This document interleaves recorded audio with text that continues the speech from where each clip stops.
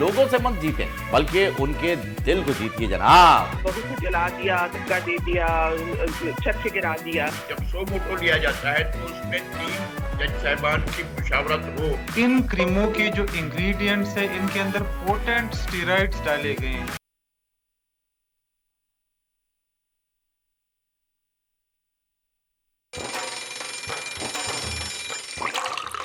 आजकल जिंदगी ही सुबह आउट ऑफ कंट्रोल है, दुनिया बोल है, मेरी दुनिया बोल है। अस्सलाम वालेकुम नाज़रीन, प्रोग्राम में आपको खुश आमदेद कहेंगे। मैं हूं आपके साथ सहरिश जुहेब और मेरे साथ मौजूद है फ़हीम खान। जी अस्सलाम वालेकुम सहरिश, आपको भी और नाज़रीन आपको भी अस्सलाम वालेकुम। माशाल्लाह से बहुत ही ज़बरदस्त सुबह जो है वो नज़र आ रही है और बिल्कुल ऐसा लग रहा है कि अभी बहुत ही ज़्यादा हम हाइपर एक्टिव जो है वो खुद को फील कर रहे हैं। इसकी क्या वजह हो सकती है सहरिश? अपने बारे में पहले आप बताइए। नहीं, मैं तो मुझे ऐसा लग रहा है कि हम हाइपर एक्टिव फील कर रहे हैं। और मैं जिस दिन ज्यादा तैयार होके आती हूँ तो मैं वैसे ही हाई स्पिरिट्स में होती हूँ। अच्छा, तो आप शायद यही कहना चाह रहे हैं। नहीं, मैं ऐसा बिल्कुल भी नहीं कहना चाह रहा था, लेकिन खैर ठीक है। कोट ऑफ द डे की जानिब बढ़ना चाह रहा था मैं कि जो स्पिरिट आज के कोट में मिलती है वो और इससे पहले बड़ी कम मिली है कि जी खुशगवार और मुतमईन जिंदगी गुजारना चाहते हैं तो लोगों से मत जीते बल्कि उनके दिल को जीतिए जनाब, फिर जाकर के आपकी जिंदगी होती है खुशगवार। और इसी वजह से मेरी आज की सुबह बड़ी खूबसूरत रही है इस सेइंग के साथ। बड़ी अच्छी बात आपने कही है। पता है, ये जो हम बिला वजह की मुकाबलेबाजी शुरू कर देते हैं ना कि जनाब किसने ये पहना हुआ है तो मैं ये पहनूंगा, ये आगे क्यों है, मैं आगे क्यों नहीं हूं, इससे कोई फर्क नहीं पड़ता। अगर आपका घर किसी के दिल में है ना तो इससे अच्छी बात और कोई हो नहीं सकती। और कहते हैं ना कि जो अखलाक होता है, अखलाक वो आपका बेहतरीन होना चाहिए। यही इंसान छोड़ के जाता है, इन्हीं बातों से लोग याद रखते हैं, इसी से याद रखते हैं। बिल्कुल। और जहां तक आपने बात की कि जी ये वाली टसल नहीं होनी चाहिए कि इसने ये पहना है तो मैं भी ये पहनूं, तो आज शायद ये वाली टसल आपसे नहीं होगी किसी को। बड़ी खबर की जानिब बढ़ते हैं। शेखुपुरा में खातून पर तशद्दुद की वीडियो वायरल। बच्चे रोकते रहे, आदमी बेलन से औरत को पीटता रहा। मुतल्लिका शख्स मुबैना तौर पर मुतासिरा खातून का सुसर बताया जा रहा है। मुकदमा दर्ज, अब पुलिस मुलजिम की तलाश में है। बलूचिस्तान में दहशतगर्दी के पे दर पे वाकयात। निगरान वज़ीर आज़म अनवारुल हक काकड़ की सरबराही में एपेक्स कमेटी का इजलास तय। कौमी सलामती उमूर पर ब्रीफिंग दी जाएगी। इत्तफाक या स्कैंडल, एक दो नहीं हजारों तलबा को यकसर नंबर्स दिए जाने का इंकिशाफ। सैकड़ों मार्कशीट्स पर 999 और 888 के गोल्डन नंबर्स दर्ज। कराची के मैट्रिक इम्तिहानात के नताइज पर सवालिया निशान लग गया। माजरा है क्या, ये जानेंगे। और वर्ल्ड कप से कबल खामियां दूर करने का सुनहरी मौका। कौमी टीम आज ऑस्ट्रेलिया के खिलाफ दूसरा वार्म अप मैच खेलेगी। पाकिस्तानी बॉलर्स के पास हैदराबाद की विकेट को समझने और अपनी सलाहियतें दिखाने का आखिरी मौका है जनाब। ये तो है जनाब वो तमाम बड़ी खबरें जिन पर डिटेल में आज हम बात करेंगे, लेकिन इसके साथ साथ कुछ कयास सराइयाँ हो रही हैं। और आपको पता है कि सोशल मीडिया पर ट्विटर वो खास प्लेटफॉर्म है जिस पर लोग फिर आकर अपनी राय का इजहार करते हैं, अपने जज्बात का इजहार करते हैं। और अगर कोई खौफ और हरासानी की सूरत हाल हो तो उस पर भी तबसरा किया जाता है। तो जल्जले की गूंज है सोशल मीडिया पर, ये जारी है। क्या हकीकत है, क्या फसाना ना। बलूचिस्तान में आने वाले जल्जले की अफवाहों ने अवाम को परेशान कर दिया है। जल्जलों से मुतालिक पेशगोई करने वाले फ्रैंक होगसन का वजाहती ट्वीट सामने आ गया जिसमें उन्होंने बड़ा जल्जला आने की अफवाहों को मुस्तरद कर दिया है। ट्वीट में लिखा कि जब हम पेशगोई करते हैं कि जल्जला आने का इम्कान है तो लोग ज़्यादा अफवाहें फैला देते हैं। इस बात का कोई यकीन नहीं है कि ऐसा होगा, जबकि पाकिस्तानी माहिरीन ने कहा है कि पहले भी पेशगोइयाँ गलत साबित हो चुकी हैं। अवाम अफवाहों पर कान न धरें।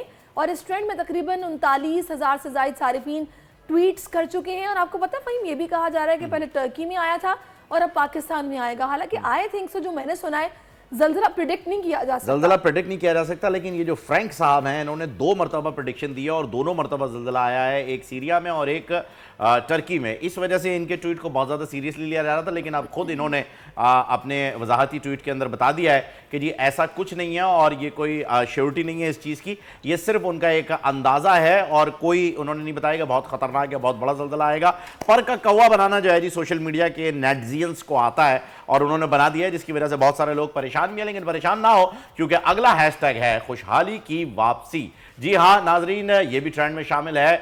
4 साल बाद वतन वापसी पर सार्फिन ने उन्हें मुल्क में जो है वो खुशहाली की वापसी जो है करार दे दिया है, क्योंकि मियाँ साहब जो हैं वो 4 साल बाद वापस आ रहे हैं और मियाँ नवाज शरीफ ने वतन वापसी के लिए टिकट भी कटा लिया है और अब 21 अक्टूबर को शेर की वापसी यकीनी है। जी हाँ, ये देखने में आया है नाजरीन कि जब भी मियाँ साहब की हुकूमत होती है खुशहाली बहुत ज़्यादा आती है, बड़ी स्कीम्स आती हैं, मोटरवे बनते हैं और आवाम के ऊपर से समझ लीजिए एक कारोबारी अगर तबके की हम बात करें खास तौर पे तो उनके ऊपर से बोझ हटता है और जब कारोबारी तबके से बोझ हटता है तो जो एंड यूजर है यानी जो आम आवाम की जिसका हम तस्वुर करते हैं जो कि गुर्बत की लाइन से भी नीचे है, उनके पास बड़े ही वसाइल पहुंच जाते हैं। इसमें 85,000 लोगों ने अभी तक जो है वो ट्वीट कर दिया है। और आपकी इस बारे में क्या राय है सारिश? अच्छा, वैसे देखिए एक्सपीरियंस है उनका और चौथी बार वज़ीर आज़म बनेंगे अगर इलेक्शन होता है और वो वज़ीर आज़म बन जाते हैं तो तजर्बा जो है वो काम तो आता है और अल्लाह करे कि इस बार चीज़ें चूँकि मुश्किल भी हैं और जो मियाँ साहब कोशिश करें वो उसमें सफल भी हो जाएं और रिलीफ आवाम तक पहुँचे। और लेकिन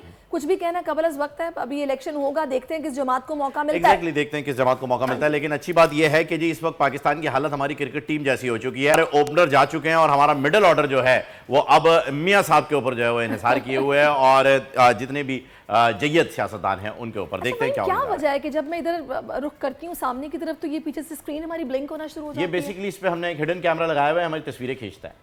ओके, सही है, फिर समझने वालों को समझ आ गई कि ये देखें अभी भी तस्वीर खींची। ठीक है, अच्छा पता नहीं भाई ये लाइव शो का हुस्न होता है, ऐसी चीजें होती रहती हैं। सही जनाब। चले जी, अब ये खबर है जो कि मुझे इस खबर को सुनने के बाद, देखने के बाद बहुत गुस्सा आया और मैंने ये सोचा कि यार किसी तरीके से ना ये जो बूढ़ा आदमी था, सफाक आदमी जो अपनी बहू पर इस तरीके से तशद्दुद कर रहा था, इसको पकड़ना चाहिए क्योंकि जुर्म उस बेचारी का सिर्फ इतना सा कि उसने वक्त पर खाना नहीं बनाया। शेखुपुरा में सफाक सुसर का बहू पर बेलन से तशद्दुद और मासूम बच्चे छोटे छोटे उसको रोक रहे हैं, मना कर रहे हैं और ना सिर्फ बेलन चला रहा है, आप देखें कि वो ठुड्डे भी साथ उसको मार रहा है, मतलब लातें भी उसको मारी जा रही हैं और वो बेचारी इतनी बेबस है। और आप ये जो पास खातून खड़ी हैं जो अपने शौहर को, अगर तो इनकी सास है वो नहीं रोक रही तो ये भी इसमें शरीक है इस जुर्म में। इनको भी पकड़ना चाहिए कि भाई आपने कैसे ये जुल्म होने दिया कि आपके सामने आपका शौहर सफाक आदमी इस तरीके से अपने छोटे छोटे बच्चों के सामने, ये बच्चों की क्या परवरिश हो रही होगी, वो क्या सीख रहे होंगे अपने दादा से कि औरतों पर इस तरह से तशद्दुद किया जाता है। ये वही बच्चे जो बड़े होकर फिर अपनी बीवियों को, क्योंकि वो अपने घर में देखते हैं ये माहौल, इस माहौल के अंदर ब्रॉटअप होता है। और दूसरी एक बात आपको और बताऊं सैरिश, ये जो ये शौहर को ससुर जो है ये तशद्दुद कर रहे हैं कि जी खाना नहीं बनाया, ये नहीं बनाया, वो बनाया। भाई बहू के लिए कहीं पर कुछ नहीं लिखा हुआ, ना इस्लाम आपको कहता है कि जी बहू को कि अपने सास ससुर का काम करो, ना वो दामाद को कहता है कि अपने सास ससुर का काम करो, ना आपको इस्लाम, ना आपको ये पाकिस्तान का लॉ कहता है कि आप काम करें। बिल्कुल। और फहीम आपको पता है कि इसका जो शौहर है वो पाकिस्तान में मौजूद नहीं है, वो बैरून मुल्क है। फरजाना बारी साहिबा इस वक्त में ज्वाइन कर चुकी हैं, समाजी रहनुमा है, उनसे पूछते हैं कि वो इस हवाले से क्या ख्यालात रखती हैं, राय उनकी क्या है। अस्सलाम वालेकुम फरजाना साहिबा। जी वालेकुम सलाम। फरजाना साहिबा, यकीनी तौर पर ये वीडियो आपकी नज़र से भी गुजरी होगी जिसमें ये सफाक आदमी अपनी बहू पर बेलन से तशद्दुद कर रहा है। ये मुआशरा किस किस्म का है, यानी कि अब भी ये चीज़ें होती हैं? देखिए बिल्कुल बहुत ही काबिल मजम्मत ये वाक़या है और मैं समझती हूँ कि ये जो तशद्दुद के इस तरह के रुझानात हैं अनफॉर्चुनेटली वो बहुत ज़्यादा बढ़ चुके हैं, ख़ासतौर पे जो बेख्तियार लोग हैं, औरतें हैं, बच्चे हैं, ट्रांसजेंडर हैं। अब जाहिर है कि यही बात है ना कि आप समझते हैं कि एक औरत जिसको आप घर लेकर आ रहे हैं, शौहर भी समझता है कि वो कोई उसकी ज़ाती मलकियत, उसकी ज़ाती गुलाम है। उसके घर वाले भी ये समझते हैं कि कोई खिदमत गुजारी के लिए हम किसी को ले आए हैं, क्योंकि औरतों का जो जाहिर है कि घर के अंदर जो काम काज, बच्चे संभालना, जितना भी घर का काम होता है, जाहिर है उसकी कोई उजरत तो उनको कोई देता नहीं है, उसकी कोई मजदूरी नहीं है और उसको फॉर ग्रांटेड लिया जाता है कि ये औरतें जो हैं वो उनको एक गुलाम के तौर पे ट्रीट किया जाता है कि उनका ये फर्ज है कि वो हमारी हर तरह की जो है वो खिदमत गुजारी करें। तो ये जो एक सोच है ना जिसमें आप औरत को इंसान नहीं समझते, औरत जब शादी होके किसी दूसरे घर में जाती है तो एक बहुत अनइक्वल जो है ना पावर का इम्बैलेंस होता है।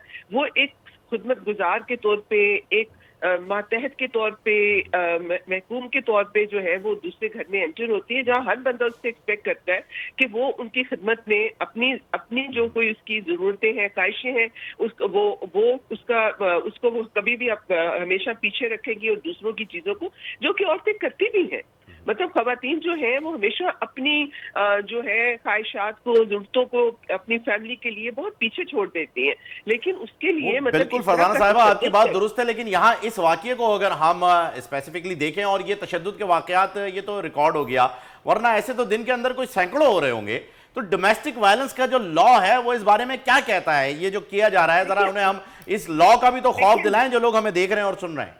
देखिए, लॉ का खौफ उस वक्त होगा, एक तो लोगों को लॉ का पता भी नहीं होता, लेकिन अगर लोगों तक लॉ की जो है आगाही चली हो भी जाए, लेकिन लोगों के अंदर ये एक कॉन्फिडेंस है कि लॉ के ऊपर अमल दरामद नहीं होगा। कोई ऐसा देखिए, इसका डोमेस्टिक वायलेंस का कानून बना है, लेकिन कोई उसके लिए जो कंप्लेंट मैकेनिज्म थे कि उसकी शिकायत कैसे होगी, कहाँ होगी, जगह जगह के ऊपर सेंटर्स बनने थे, वो तो बने नहीं। तो लोगों के अंदर भी होता है कि उनको लगता है कि कोई ये एक अभी भी उनका कोई प्राइवेट मैटर है, ये उनका कोई घरेलू मामला है, अच्छा, जाती वैसे मामला है। फरजाना साहब मैं एक तरफ आपकी इसमें तवज्जो कोई- और दिलवाना चाहूंगी, मुझे ये बताएगा कि ये जो हमारे मुआशरे में एक सेटअप है, ठीक है मजबूरियां भी हैं, लेकिन ये जो शौहर अपनी बीवियों को ससुराल में जॉइंट फैमिली में छोड़कर खुद बाहर के मुल्क कमाने चले जाते हैं, उसके बाद घर वाले उनकी प्रॉपरली बात भी नहीं करवाते उनसे, और ससुर उनके साथ इस तरह के तशद्दुद करते हैं, घर वालों का ये रवैया होता है, इस पर तो कुछ पता ही नहीं कि भाई इस पर कुछ होना चाहिए, देखा जाए कि आखिर वो बंदा जिसकी जिम्मेदारी है वो खुद मौजूद नहीं है और घर वाले उसके साथ ये सलूक कर रहे हैं। जी बिल्कुल, देखिए वही बात है ना कि बात ये है कि शोहर घर पे हो या शोहर, ऐसा नहीं है कि जो शोहर घर पे होते हैं वहां पे भी ससुराल वाली औरतों के ऊपर जुल्म ही करते हैं। आए दिन आप देखते हैं कि बहू को जला दिया, धक्का दे दिया, छत से गिरा दिया, तो शोहर घरों में ही होते हैं, लेकिन उनके साथ इसके बावजूद मतलब जो ससुराल वाले होते हैं वो समझते हैं कि हम भी इसके ऊपर जुल्म कर सकते हैं। ज़ाहिर उन्हीं घरों में होता है जहाँ शोहर भी इसी किस्म के होते हैं, वो भी हाथ उठाते हैं, लिहाजा ससुर भी उठा लेता है, देवर भी उठा लेता है, जेठ भी उठा लेता है, सासें तक भी मार लेती हैं। तो बात वही बात, देखिए अल्टीमेटली बात यही है कि जब तक औरत को आप एक बाख्तियार इंसान समझेंगे नहीं और वो बनेगी नहीं, उसको आप बनाएंगे। बिल्कुल ऐसा ही है फरजाना साहिबा कि औरत को बाख्तियार समझने के लिए जो है वो हमारी कोशिश थी कि आज के प्रोग्राम की शुरुआत भी जो है वो इसी स्टोरी से की जाए, ताकि खवातीन को ये पता हो कि एक डोमेस्टिक वायलेंस का लॉ मौजूद है, उस पर अमल होता है ना होता है ये दूसरी बात है, लेकिन लॉ मौजूद है और उसके ऊपर जो है वो काम किया जा सकता है। Thank you so much Farzana साहिबा, आप हमारे साथ थी।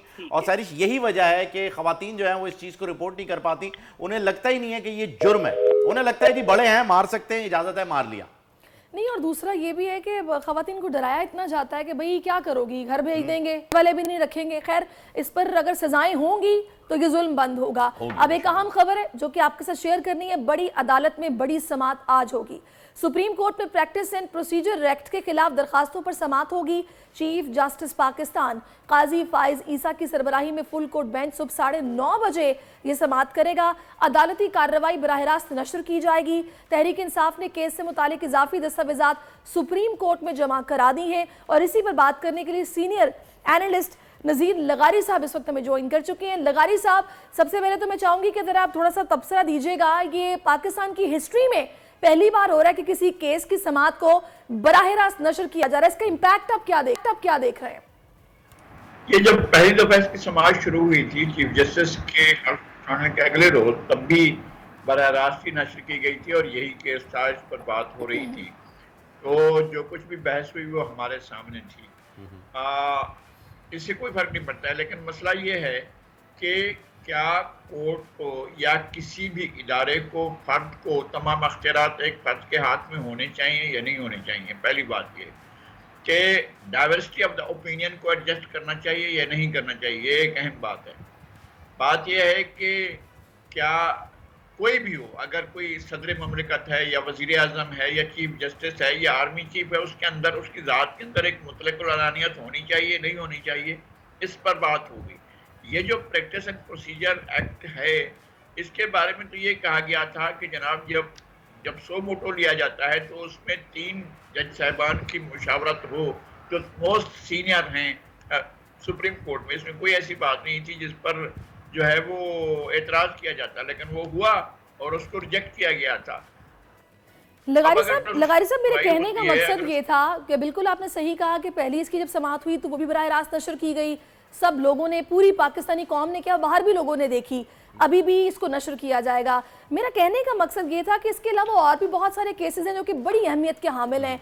आपके ख्याल में क्या ये प्रैक्टिकली पॉसिबल है कि उन केसेस को भी ऐसे ही नशर किया जाएगा या फिर मुतालबा आएगा कि उनको भी नशर किया जाए? और अगर ऐसा हो जाता है तो ये सुप्रीम कोर्ट के लिए कितना मतलब को बोझ होगा, या फिर उनके लिए कोई ऐसी मसले वाली बात नहीं है, ऐसा मुमकिन है?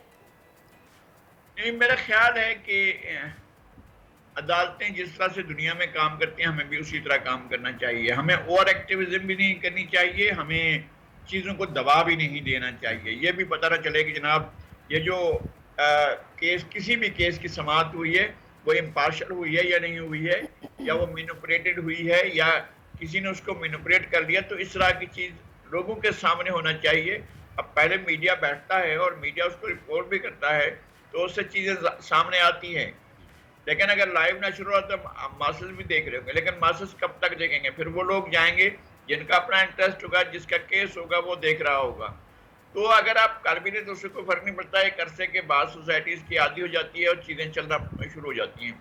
अच्छा लगारी साहब, आज एक और अहम एक्टिविटी जो है वो होने जा रही है। एपेक्स कमेटी का इजलास भी जो है वो निगरान वज़ीर आज़म साहब ने बुला लिया है, और दहशतगर्दी के कुछ वाक़यात हुए हैं जिसकी वजह से ये इजलास ख़ास तौर पर जो है वो बुलाया गया है। आपको क्या लगता है कि जो वाक़यात पे दर पे हो रहे हैं दहशतगर्दी के, इससे आने वाले इलेक्शन के अंदर कोई मेजर इम्पैक्ट आ सकता है, कोई इफेक्ट आ सकता है डिले होने के लिए हवाले से भी या किसी भी हवाले से? नहीं, इससे पहले दहशतगर्दी के दौरान इलेक्शन होते रहे हैं। 2002 में दहशतगर्दी थमी तो नहीं थी, फिर 2008 में तो दहशतगर्दी उरूज पर थी जब आपने इलेक्शन करवाए थे। उस वक्त तक बहुत बड़े हमारे छावनियों पर, हमारे ग्रेजन पर, हमारे फौजी अफसरों पर, हमारे ब्रिगेडियर और जनरल तक के लोगों को टारगेट किया गया और उन्हें शहीद किया गया। ये हुआ है, उसके बावजूद इलेक्शन हुए हैं। इलेक्शन के इल्तवा का इस वक्त कोई जवाब नहीं है कि आप किसी भी जवाब से इलेक्शन को मुलतवी करें। लेकिन ये जो आपने इजलास बुलाया है वजीर आजम ने, इसका इजलास होना चाहिए और उसका टारगेट ये होना चाहिए कि हमने दहशतगर्दी को खत्म करना है। लगारी साहब, इजलास तो होना चाहिए, लेकिन मुझे ये समझ नहीं आती कि हम किसी वाक़े के होने के बाद ये इजलास क्यों तलब करते हैं, ये तसलसल के साथ क्यों नहीं होते? जाहिर है ये एक सिलसिला, इसका चेक एंड बैलेंस रखना है, ये पॉलिसीज़ को बरकरार रखना है, ये तो कंटिन्यू बेसिस पे होने चाहिए। दरमियान में सिलसिला रुक जाता है, कोई वाक़या होता है तो इजलास बुला लिया जाता है। बिल्कुल सही किया, बिल्कुल सही कहा आपने। हमारे यहाँ ऐसा ही होता है। हमारे यहाँ जो नेशनल एक्शन प्लान बना था उस पर अमल नहीं हुआ, उस पर अमल होना चाहिए था कंसिस्टेंसी के साथ, मुस्तकिल, मुसलसल। और हमें जो है तय करना चाहिए, हमें दहशतगर्दी से लड़ना है। हमने दहशतगर्दों के बच्चों को नहीं पढ़ाना है ना, ये हमें मैसेज देना है। हमने उनके लिए नहीं करना है। अगर दहशतगर्दी इस मुल्क में है और दहशतगर्दी की वजह से आपकी सोसाइटी गैर महफूज है तो आप उसके साथ कोई डायलॉग नहीं करेंगे। आपने डायलॉग क्यों किए थे उनके साथ, क्यों कर रहे थे डायलॉग? और वो ये कह रहे थे कि हम आपको नहीं मानते, आपका आइन नहीं मानते, आपकी पार्लियामेंट नहीं मानते, आपकी स्टेट को नहीं मानते, स्टेट के हम किसी चीज को भी नहीं मानते, फिर भी आप वो डायलॉग करने जा रहे थे। तो क्या हुआ उससे, क्या हासिल हुआ? ये हासिल हुआ जो मस्तों में हुआ, ये हासिल हुआ। लगारी साहब, ये इतना मतलब ऐसा कोई रॉकेट साइंस भी नहीं है। सबको मालूम है कि जो सरहदी इलाके हैं वहां पर ज्यादा जरूरी है कि इस तरह की निगरानी रखी जाए, क्योंकि वहीं से दरअंदाजी होती है, वहीं से जाहिर है कि स्मगलिंग भी होती है, असलहा भी, दहशतगर्द भी। पता नहीं क्यों हम दरमियान में लापरवाह हो जाते हैं, जब वाक़या होता है फिर कहते हैं जी दुश्मन घुस आया। बिल्कुल सही कहा आपने। और ये कि अब जब आप कर चुके हैं तो आपको मालूम होगा कि कितने रास्ते हैं जो दूसरे मुल्क में जा सकते हैं या लोगों की आमद रफ्त हो सकती है। ये कैसे हो सकता है कि आपके पास आबादी का एक बड़ा, आपने इस मुल्क के अंदर कितने गैर मुल्कियों को जगह पना दी हुई है। ये कोई मुल्क यतीम खाना नहीं है भाई, यहाँ पूरी की पूरी एक तहजीब मौजूद है, यहाँ पर लोग मौजूद हैं, यहाँ पर लोगों के बारे में उनका अपना हक होना चाहिए। आप कब तक अपने आप को, अपने मुल्क को, अपने मुल्क के लोगों को, सिंध को, पंजाब को, खैबर पख्तूनख्वा को, बलूचिस्तान को, गिलगित बल्तिस्तान को, कश्मीर को, कब तक आप दूसरों के मफाद के ऊपर कुर्बान करते रहेंगे? ये कैसे हो सकता है? क्या आप कहें हम भूखे रह जाएंगे, वो पेट भरें, हमारे बच्चे स्कूल न जाएं? उनके लिए सब कुछ होना चाहिए। उनकी आपको पता है उनका अफगानी आपके रुपए से स्टेबल है जबकि दुनिया उसे तस्लीम नहीं करती है। कैसे हो गया भाई? बिल्कुल ऐसा ही है लगारी साहब, बिल्कुल ऐसा ही है। अच्छा लगारी साहब, अगर थोड़ी सियासत की तरफ दोबारा अगर हम नज़र डालें तो एक खबर आई है जी कि कल सेनेटर इरफान सिद्दीकी साहब, जो कि नवाज शरीफ साहब के बहुत अच्छे दोस्त और राजदार भी समझे जाते हैं, वो लंदन रवाना हो गए हैं और बड़ी ख़ास मुलाकात ये तस्वुर की जा रही है। आपके पास कोई इस हवाले से अपडेट है? नहीं, मैं तो मेरी उनसे बात भी नहीं हुई है इरफान सिद्दीकी साहब से, वो किस सिलसिले में गए हैं, क्या करने गए हैं। उनकी लीडरशिप जाती रहती है। मैं नहीं समझता हूँ कि वो कोई पैगाम रसानी हो रही है या इस तरह की किसी चीज के लिए। ज़ाहिर है वो मशवरा देंगे, और खासतौर पर बयानिया जो है PMLN का क्या होना चाहिए, इस सिलसिले में उनकी मुशावरत की जरूरत होगी। वो एक लगारी साहब, जाती तौर पर आपकी राय क्या है? ये बयानिया की आपने बात की है, ये बयानिया तब्दील एकदम कैसे हो गया? और जाहिर है बड़े ज़ीरिक सियासतदान है, ऐसे सोचे समझे बगैर तो बयानिया दे भी नहीं सकते, तो बदलना क्यों पड़ गया? उनने समझा शायद बर्दाश्त कर लिया जाएगा। और हमने कहा था कि भाई पाकिस्तान ऐसी सरजमीन नहीं है कि जहां पर आप इस वक्त किसी इनकलाब की तैयारी कर चुके हों। ऐसी कोई सूरत हाल नहीं है। ठीक है। आप वो गिरफ्तार होते कौन सा आसमान टूट पड़ा था। और जनाब अभी इस वक्त एक साबिक वज़ीर आज़म जेल में पड़े, कौन सा आसमान टूट पड़ा है। कौन सी चीज जो है दुनिया में मामूलात तब्दील हो गए हैं। उससे पहले एक वज़ीर आज़म को फांसी दी गई, एक वज़ीर आज़म को सरेआम कत्ल कर दिया गया जलसा आम में, इतने लाखों लोगों की मौजूदगी में। उससे क्या हो गया, क्या कर लिया था। मेरा अपना ये ख्याल है कि जो हमारी सोसाइटी है उसके बारे में हमें ज़रूर अंदाज़ा होना चाहिए। ना तो जनाब नवाज शरीफ कोई ना तो इनकलाबी हैं, ना वो इनकलाब ला सकते हैं, ना इनकलाबी तबके के हैं, ना इनकलाबी क्लास है उनकी, ना उस तबके से हैं जो इनकलाब के लिए काम करता है, ना उसका ईंधन बनता है। ईंधन कौन बनता है? वो मास्टर्स होते हैं, वो गरीब मजदूर होता है, मजदूर किसान होता है, आम आदमी होता है। ये कौन इनकलाब का ईंधन बनने के लिए तैयार होंगे? तो ये ऐसी बात थी जो बहुत ही इलॉजिकल थी, जो वो कह रहे थे कि जनाब हम ये कर देंगे, हम जनरलों पर मुकदमा चलाएंगे या हम जनरलों का इंसाफ करेंगे। आपके पास क्या इतनी सताहत आ गई है कि आपके पास इतनी ऑर्गेनाइज पार्टी है, या आपके पास इतनी ऑर्गेनाइजेशन नजरिया मौजूद है जिसके तहत लगारी साहब पार्टी कितनी ऑर्गेनाइज्ड है, ये तो अभी इस चीज से एक और बयानिया जो है वो सामने आया है। मरियम नवाज साहिबा जो है उनका कहना ये है कि अब जो जलसा होने जाएगा 21 को वापसी पर जो है, वो जलसा बेसिकली जो है उसके अंदर खिताब सिर्फ मियां साहब करेंगे और कोई उसके अंदर खिताब भी नहीं करेगा। वेरी क्विकली मैं चाहूंगा कि आप इसका रिप्लाई कर दें, मेरा हमें ब्रेक पे जाना है सर। नहीं, पहली बात तो ये है कि वो आए, लैंड करें, लैंड करने के बाद वो कहां जाएंगे, जलसायाम में जाएंगे, जेल में जाएंगे, ये पहले तय होना चाहिए भाई। वो एक कन्वेक्टेड शख्स के तौर पर इस मुल्क से गए थे, क्या कन्वेक्शन खत्म हो गई है? क्या वो सजा खत्म हो गई है? भाई सजा ऐसे कोता नजर कि आप सजा नाजायज थी, गलत थी, हम इस पर बहस नहीं कर रहे हैं, लेकिन सजा थी ना। उस सजा के होते हुए वो जलसे-आम में जाएंगे और खिताब करेंगे। आपको अच्छा फिर ये कि अगर फर्ज करें, मैं नहीं कहता हूं, बिल्कुल जी, कानूनी माहिरीन से उनकी जो है वो मुशावरत चल रही है। हो सकता है कि बहुत सारे बयानिए सामने आ रहे हैं, कबल ये वक्त होगा कहना, क्या पता वो आते ही गिरफ्तारी दे दें, और ये भी हो सकता है कि वो आते ही जलसागाह में जाएं। कोई ना कोई हल जरूर निकलेगा। बहुत बहुत शुक्रिया लगारी साहब, आप हमारे साथ थे। नाजरीन प्रोग्राम में शामिल करेंगे एक ब्रेक के बाद आपसे मुलाकात होगी। दुनिया बोल है के साथ रहिएगा। आजकल जिंदगी ही सुबह आउट ऑफ कंट्रोल है, दुनिया बोल है, तेरी दुनिया बोल है। वेलकम बैक नाजरीन, एक बार फिर आपको खुशामदीद कहते हैं दुनिया बोल है में। और अब बात कर लेते हैं कराची में मैट्रिक के इम्तिहानात के नताइज की। जी हाँ नाजरीन, नताइज में बेकायदगियां सामने आई हैं। एक दो नहीं बल्कि हजारों तलबा के यकसा नंबर्स मिल गए। आखिर मामला क्या है? राजा इमरान नुमाइंदा बोल हमारे साथ मौजूद है, उनसे जान लेते हैं डिटेल्स क्या है। जी राजा इमरान, बताइएगा। जी बिल्कुल, इस दफा जो अगर बात की जाए मैट्रिक के जो अभी नताज आए हैं उसके बाद से बहुत सारी बेकायदगियों की जो है निशानदेही हुई है। ना सिर्फ इस दफा अगर गुज़श्ता साल की बात की जाए तो गुज़श्ता साल भी जो है मैट्रिक के नताज जो है तब्दील किए गए थे, जिसके हवाले से उस वक्त के जो मिनिस्टर थे बोर्ड एंड यूनिवर्सिटी, उन्होंने इस हवाले से जो है जो कंट्रोलर थे उनको हटाया भी था और इनके खिलाफ इंक्वायरी भी चल रही थी। इस साल भी देखा एक फार्मूला जो है वो तय किया गया, जिसके तहत जो है मुख्तलिफ नंबर दिए गए, गोल्डन नंबर उसमें आए। तो आप बिल्कुल जैसे कि आपने इस हवाले से बताया कि सैकड़ों जो बच्चे हैं उनके सेम नंबर हैं, ना सिर्फ उनके टोटल जो मार्क्स हैं वो यकसर हैं, बल्कि उनके तमाम पर्चों में या सवालात के जो है एक ही जैसे फार्मूले के तहत जो है नंबर दिए गए। इस हवाले से क्योंकि कल से जब ये खबरें ब्रेक हुई हैं उसके बाद से बोर्ड ऑफिस से इंतजामिया की दौड़ें लग गई हैं। अब से थोड़ी देर कबल जो है राय के मुताबिक चेयरमैन जो मैट्रिक बोर्ड हैं उनको वजीर आला हाउस में भी तलब किया गया है और वो इस हवाले से बताएंगे। लेकिन जो जराए हमारे उनका यही कहना है कि चेयरमैन इस हवाले से जो है बोर्ड में जो इस वक्त उनकी मुश्किलात हैं उन पे ज्यादा जोर देंगे ताकि ये खबर और ये तहकीकात किसी न किसी तरीके से दब जाए। अलबत्ता इस हवाले से देखें, दो चीजें बड़ी अहम हैं। एक तो इस साल जो रिजल्ट आया उसके जो 86%, पहली दफा 86% से भी ज्यादा बच्चे जो हैं वो पास हुए। इससे कबल कभी भी ऐसा कराची बोर्ड ऑफिस की हिस्ट्री में ऐसे नताइज नहीं आए।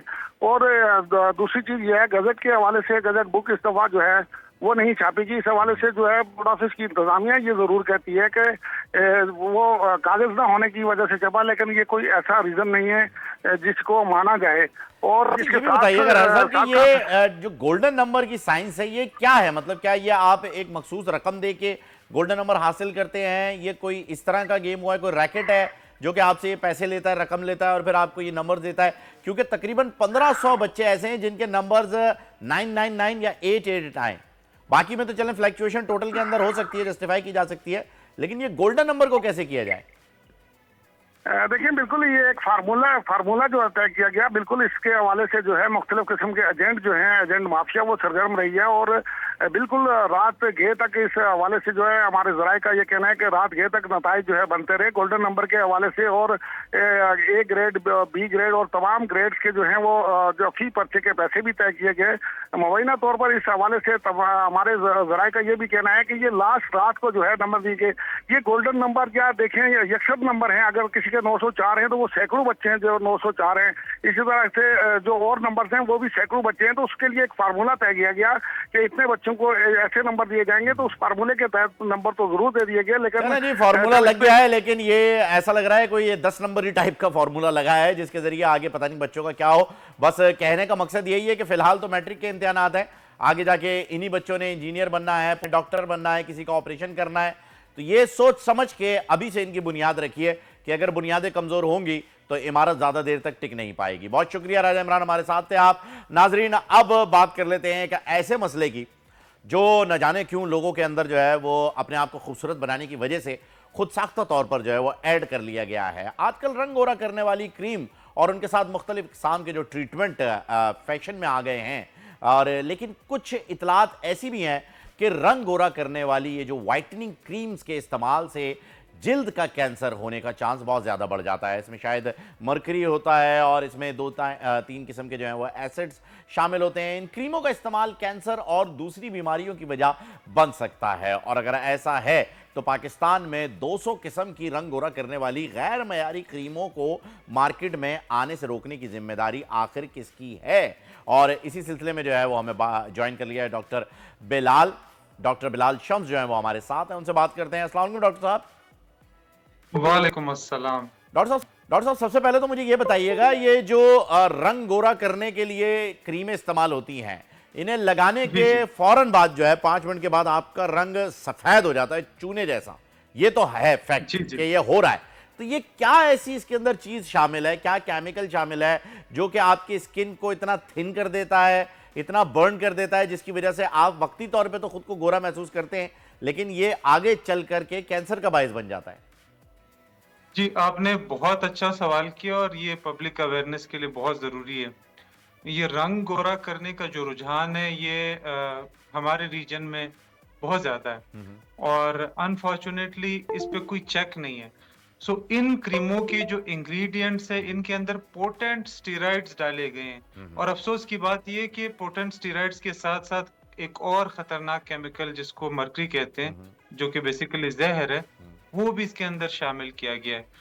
और तो और इन क्रीमों के साथ साथ जिनको नाम ये लोग देते हैं कि ये सन ब्लॉक है, इवन सन ब्लॉक के अंदर इन्होंने ये डाल दिया है और लिक्विड फॉर्म में फेस वॉश के अंदर स्टेरॉइड्स डाले गए हैं। सो ये जो इंग्रेडिएंट्स हैं ये आर्जी तौर पे तो एक चमक दमक दे देते हैं लेकिन कुछ वक्त के बाद ये स्किन को थिन कर देते हैं, रेड कर देते हैं, एट्रोफिक कर देते हैं, चेहरे पे बाल आ जाते हैं और वो चेहरा फिर फेस वो आप सन को आप टॉलरेट ही नहीं कर पाते हो और आप उसको फिर जब ट्रीट करने लगते हो तो बड़ी मुश्किल से ये रिवर्स होती हैं ये चेंजेस। मुझे ये भी बताइएगा कि ये जो केमिकल आपने अभी बताए ये तो हैं खैर नुकसानदेह और ये कैंसर का जो है वो बाइस बन रहे हैं, इसकी जरूरत जो है वो हमारे लोगों में क्यों इतनी ज्यादा आम हो गई है? ये गोरा होना जो है वो हर किसी का शौक, चले ठीक है, हर बंदा खूबसूरत दिखना चाहता है, लेकिन ये जो एक स्टीरियोटाइप हमने सेट कर दिया है, जी बहू चाहिए गोरी, बेटा हमारा सिया तवे जैसा ही क्यों ना हो, ये क्या ये वजह बनती है आपको गोरा करने की? और लड़कों में भी ये रुझान अब तो बढ़ रहा है कि वो अपने आप को बहुत ज्यादा हद तक जाकर गोरा करना चाहते हैं। तो मुझे ये बताइएगा कि बगैर इस केमिकल के या इस तरह की चीजों के आप नेचुरली अपने आप को किस तरीके से, अपने स्किन को जो है वो फ्रेश रख सकते हैं? जी, ये बहुत इंपॉर्टेंट सवाल है। मेरे पास जब भी पेशेंट्स आते हैं, उनका एक क्रेज रहता है कि डॉक्टर साहब मुझे व्हाइटनिंग का ट्रीटमेंट दे दें। तो हमारा ये फोकस होता है कि आपकी स्किन अगर हेल्दी है तो ये खूबसूरत है। जरूरी नहीं कि एक स्किन जो है ना वो फेयर हो और वो खूबसूरत हो। मैं मिसाल देता हूँ अक्सर इनको नोमी कैम्बल की या और जो सुपर मॉडल्स है दुनिया में, मैं इनको कहता हूँ कि ब्यूटी का जो एक कंसेप्ट है उसमें फेयरनेस शामिल ही नहीं है। आपने दूसरा सवाल जो किया, नेचुरली वो चीजें जो हम जिसके जरिए हम अपने स्किन को हेल्दी या खूबसूरत बना सकते हैं, उसमें यही है कि एक तो आप अपनी ट्रीटमेंट खुद से ना करें। मेरे पास बहुत सारे पेशेंट्स आते हैं जो ये मुख्तलिफ रेमेडीज अपने स्किन के ऊपर अप्लाई करते हैं। नाम तो उनका नेचुरल है, लेकिन वो उन पे कोई रिसर्च नहीं होता, वो कोई प्रूवन नहीं होती, वो बुकिश चीजें नहीं होती, तो उसके जरिए वो इवन नेचुरल चीजों से भी अपने स्किन को डैमेज कर देते। सपोज अगर किसी का स्किन ऑयली है, वो उसको और मॉइस्चराइज करने लग जाए तो वो उस पे दाने निकलना, उसके अंदर पोर्स क्लॉग हो जाना, कोमेडोजेनिक इफेक्ट आ जाना, ये सारी चीजें शामिल है। सो मैं तो कहता हूँ कि एक चीज और भी है, जरा मैं चाहूंगी उस पर भी हमारी रहनुमाई आप कीजिएगा कि अब ये हमने पिछले दिनों खबर पड़ी थी कि शायद इस पर कोई एक्ट बन गया है और ये क्रीम्स जो कि बनती हैं जिसमें कैंसेरियस किस्म के जो फैक्टर्स हैं वो होते हैं और वो नाइट क्रीम्स हैं और मार्केट्स में बिक भी रही हैं, अब उस पर चेक एंड बैलेंस रखा जाएगा। अब ये जो हाइलुरोनिक एसिड हो गया, उसके अलावा कई ऐसे सीरम्स निकल आए हैं जो कि रंग को गोरा करने के लिए लोग यूज कर रहे हैं और लोग ये समझ रहे हैं कि शायद ये मेडिकेटेड है, वो कितना खराब कर रहा है? जी, आप सही कह रही हैं। इस पे चेक तो शुरू से होना चाहिए था। अनफॉर्चुनेटली मैं चूंकि मैं पाकिस्तान एसोसिएशन ऑफ डर्मेटोलॉजिस्ट को रिप्रेजेंट करता हूं, लेकिन अनफॉर्चुनेटली मैं ओपनली किसी का नाम ले नहीं सकता कि कौन सबसे ज्यादा इस पे रिस्पॉन्सिबल है इन चीजों को प्रमोट करने में, क्योंकि एक इतनी स्ट्रांग लॉबी है कि इसको फेस करने के लिए फिर वो जो लीगल प्रोसीजर है उसके थ्रू गुजरना एक आपसे अपना काम रह जाता है और फिर आप इन चक्करों में पड़ जाते हो। डॉक्टर साहब, ये जो रेटिनॉल हो गया, हाइलुरोनिक एसिड हो गया, ये चीजें जो मार्केट में इतनी ज्यादा आ गई हैं और बिक भी रही हैं, ये क्या ठीक है? लोग डॉक्टर्स की रिकमेंडेशन के बगैर यूज कर रहे हैं? नहीं, डॉक्टर के रिकमेंडेशन के बगैर कोई भी प्रोडक्ट यूज करना अपने साथ ज्यादती है। अब आप रेटिनॉल की मिसाल लें, रेटिनॉल एक बहुत अच्छी चीज है, लेकिन यही रेटिनॉल एक ड्यूल एज स्वॉर्ड बन सकता है, यानी ये फायदे के साथ साथ आपको नुकसान दे सकता है। सपोज किसी का स्किन ड्राई है तो उस पे रेटिनॉल के इफेक्ट्स जो है ना वो अच्छे नहीं होते, वो मजीद ड्राइनेस ला सकता है। इसी तरह ये आपने बाकी इंग्रेडिएंट्स की बात की, कोई भी चीज चाहे वो हो, चाहे हाइलुरोनिक एसिड हो, कोजिक एसिड हो, बहुत सारी चीजें, वो अगर पेशेंट खुद से अपने ऊपर इस्तेमाल करने लगेगा तो फिर वो जो डैमेज है उसको कवर करना उसके पास की बात नहीं। डॉक्टर साहब, यहाँ आपकी बातों से जो है वो ये मतलब निकला है, आपकी बातों से ये एक परसेप्शन सामने आया है कि इंसान को अपना इलाज जो है वो घर पे खुद से शुरू नहीं कर देना चाहिए, पहले किसी से कंसल्ट करना चाहिए, किसी डर्मेटोलॉजिस्ट के पास जाना चाहिए, अपनी स्किन टाइप को समझना चाहिए, फिर उसके ट्रीटमेंट की जाने बढ़ना चाहिए। और दूसरी चीज ये कि जी अगर आपका रंग गोरा नहीं भी है तो भी इससे फर्क नहीं पड़ता है, एटलीस्ट आपकी स्किन जो है वो फ्रेश होनी चाहिए। Thank you so much doctor साहब, आप हमारे साथ थे और आपने बड़ी डिटेल में जो है वो ये सारी बातें समझाई कि इंसान की स्किन के लिए क्या चीज नुकसानदेह है और क्या उसे फायदा पहुंचा सकती है। तो सारी साहब, मुझे तो ऐसा लगता है कि हम जो फ्रेश जूसेस वगैरह पीते हैं ना, मौसम का आ जाता है जो कि इस वक्त सीजन में अवेलेबल हो, उसके फ्रेश जूसेस जो है वो आपके स्किन पे बड़ा अच्छा असर बिल्कुल डालते हैं। आपने बिल्कुल सही बात कही है फ़हीम। पता है, जो अगर आप अंदर से ठीक है ना तो वो आपकी स्किन खुद ही ग्लो भी करेगी, साफ भी दिखाई देगी, आपको एक्नी भी नहीं होगी। और एक और बड़ी इंपॉर्टेंट चीज है जो कि कोकोनट ऑयल है, अगर वो खालिस आपके पास है तो उससे अच्छा मॉइस्चराइजर कोई है ही नहीं। बिल्कुल। हम आगे बढ़ेंगे। रानीपुर के पीर असद शाह की हवेली में घरेलू मुलाजिमा बच्चा जो फातिमा थी उसकी हलाकत का केस है, जिसको 1 माह से ज्यादा अरसा गुजर जाने के बावजूद पुलिस ताहाल तफ्तीश मुकम्मल नहीं कर सकी है। फातिमा केस सुस्त रवि का शिकार हो गया। इसी पर बात करेंगे बोल न्यूज़ के नुमाइंदे नदीम शेख से। नदीम, बताइएगा, कुछ खबरें ऐसी भी हैं कि शवाहिद को अब खत्म किया जा रहा है, ये केस को अब बंद अलमारी में रखने की तैयारी हो रही है? हाँ जी बिल्कुल, रानीपुर के पीर असद शाह की हवेली में घरेलू नौजवान फातिमा तशद्दुद केस को जो है 1 माह से ज़्यादा अर्सा गुजर चुका है, लेकिन पुलिस जो है ताल जो है तफ्तीश मुकम्मल नहीं कर सकी है। मैं आपको बता चलूँ कि पुलिस की जानब से मुल्ज़िम असद शाह की हवेली से तहवील में लिए गए DVR की फराजिंग रिपोर्ट भी मौसूल हो चुकी है, जिसमें ये बताया गया है मुल्ज़िम असद शाह ने अपने कंप्यूटर से जो है तमाम डेटा जो है वो डिलीट कर दिया गया है, अपने लैपटॉप से भी तमाम डेटा उन्होंने डिलीट कर दिया गया है। पुलिस का ये भी कहना है कि मुल्ज़िम असद शाह अपने मोबाइल का फ़ोन का बार बार गलत कोड बताने की वजह से उसको मोबाइल जो है। बहुत बहुत शुक्रिया नदीम, हमें जो है वो अपडेट किया। और नाजरीन, वक्त की किल्लत जो है वो हमें बता रही है कि हमें आपसे इजाज़त देनी होगी और इंशाल्लाह कल आपसे मुलाकात होगी। दुनिया बोल है में मुझे फ़हीम खान को और सारिश को दीजिए इजाज़त। Next time.